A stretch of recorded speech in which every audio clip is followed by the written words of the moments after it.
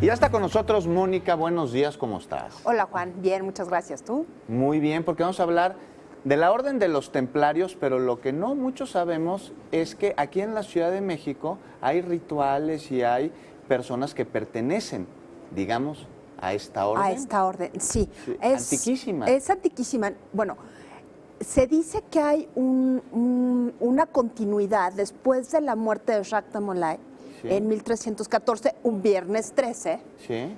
que lo mandó quemar el rey Felipe IV, Felipe el Hermoso de Francia, Sí. obvio por quedarse, el pretexto era la herejía, que Pero nunca se comprobó. Lo que tenían era dinero, Lo ¿no? que tenían era dinero y Francia un déficit fiscal espantoso. Mira, ahí se juntaron dos Se junta- casualidades. Sí, claro, yo creo que es quizá la génesis, el asesinato de los templarios Sí. viene siendo la génesis del Estado moderno, porque Francia es el primer Estado que saca impuestos, que los unifica, que unifica pesos y medidas, unifica lengua, y fue mucho a raíz de acabar con los templarios.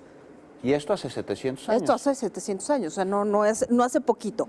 Sí. Y bueno, se dice que los templarios se escondieron, sí, efectivamente se escondieron y se fueron de Francia y se marcharon a muchos lugares, tanto de Europa del Este, sobre todo a la península ibérica, que no tenían... Hombre, los templarios ya tenían muchos lugares, sobre todo en el norte de España, Sí. en la zona de Castilla y León y en Aragón, no en el sur, bueno, no habían avanzado tanto, pero se mimetizan o se transforman en otras órdenes, como la de Montesa en Aragón, como la Orden de Cristo en Portugal. En Portugal tuvieron mucho peso los templarios. Ya. Tienen mucho peso en la actualidad porque se han hecho novelas, se han hecho películas y por eso seguimos hablando de ellos. Ya es la segunda parte, porque el lunes platicabas El un poquito lunes de los platicaba templarios. de los templarios históricos. Lo que sucede es que es tanto el misterio que rodea ¿Qué cuidan? esta supervivencia. A ver, la leyenda dice que cuidan el Santo Grial y que el Santo Grial en realidad no es una vasija donde bebió Cristo, sino Ya. en realidad son los descendientes de Cristo. O sea, es la sangre real. Es la sangre real que desciende de Cristo, Sí. de Jesús el Cristo y María Magdalena, que es muy curioso, pero en Francia hay un culto muy importante y una veneración muy importante a María Magdalena. Sí. Hay muchos sitios que se llaman María Magdalena o Sí. Santa Magdalena. La Madeleine. que La le dicen, Madeleine, pero famosísima. en París, obvio. Magdalena. Pero se supone que la Magdalena llegó a la zona de Marsella.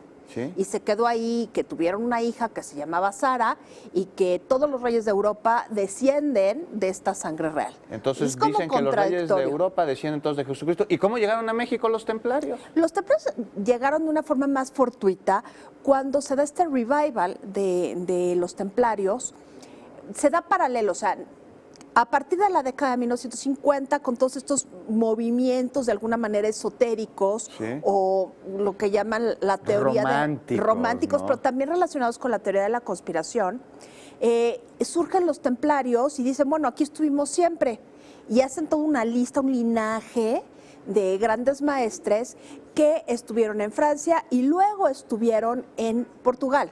En Ya. el siglo XIX aparecen en Portugal y todo este linaje sigue hasta la fecha y de pronto llega un señor que se llama Roberto Molinari de Argentina, templario, neotemplario, porque no podemos hablar de templarios Claro, realmente, sí. ¿no? Un templario posmoderno.